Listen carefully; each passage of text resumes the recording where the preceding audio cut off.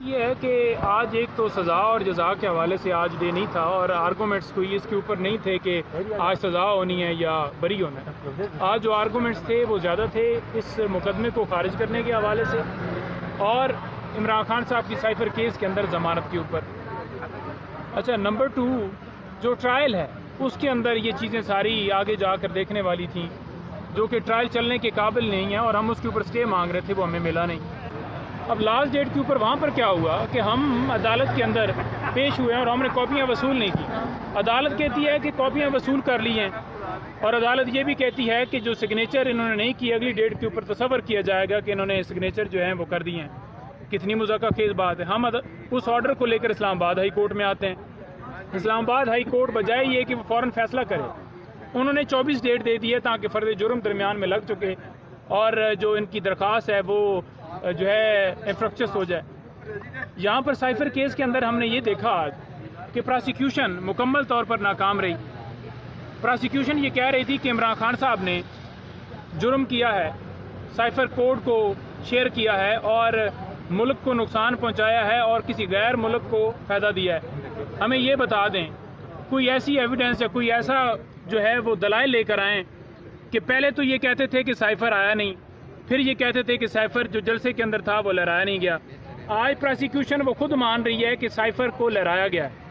وہ اپنے بات کی خود ہی جو نگیٹ کر رہے ہیں اور اپنی بات کو خود ہی ریورٹ ہو کے تسلیم کر رہے ہیں، یو ٹرن لے رہے ہیں اور کہہ رہے ہیں کہ سائفر جو تھا وہ جلسے میں لہرایا گیا۔ وہاں پر کاپی کے حوالے سے ہم نے ذکر کیا کہ وہاں پر وہ جو تھا وہ اوریجنل سائفر نہیں تھا، اس کو ڈی کلاسیفائڈ کیا گیا اور وہاں پر کاپی کے حوالے سے کاپی لہرائی گئی اور یہ بات ہم نے تسلیم کی۔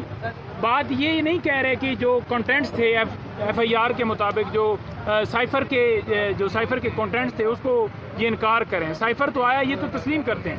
اور انٹرونشن کے حوالے سے نیشنل سیکیورٹی کی جو میٹنگ ہوئی تھی اس میں بھی یہ بات تسلیم کی گئی کہ اسی طرح سے باہر سے جو انٹروین کیا گیا۔ تو جب بات ہر جگہ پر تسلیم کر لی گئی تو پھر کس بات کے اوپر یہ کیس چلایا جا رہا ہے؟ اب پرائم منسٹر آف پاکستان جو ہیں وہ اپنے حلف کے تحت ان کو باقاعدہ طور پر اس حوالے سے وہ اپنی قوم کو، پاکستان کے لوگوں کو بتا سکتے ہیں کہ ہمارے ملک کے اندر یہ سازش ہو رہی ہے یا اس طرح سے ہماری حکومت کو گرانے کے حوالے سے یہ اقدامات کیے جا رہے ہیں یا باہر سے یہ دھمکی ملی ہے۔ اور 248 جو ہے آرٹیکل آئین پاکستان کا وہ بڑا واضح ہے کہ جو کہ وزیر اعظم پاکستان ہوں یا صدر ہوں وہ باقاعدہ طور پر استثنا دیتا ہے۔ تو ہم نے اس گراؤنڈز کے اوپر بھی کویشمنٹ کی استدعا کی، لیکن اب فیصلہ محفوظ ہوا ہے۔ پراسیکیوشن کے پاس کوئی ایسی چیز نہیں تھی جس سے وہ ثابت کرتے ہیں کہ عمران خان صاحب نے یہ جو ہے ملک کے خلاف جو ہے وہ سازش کی ہے۔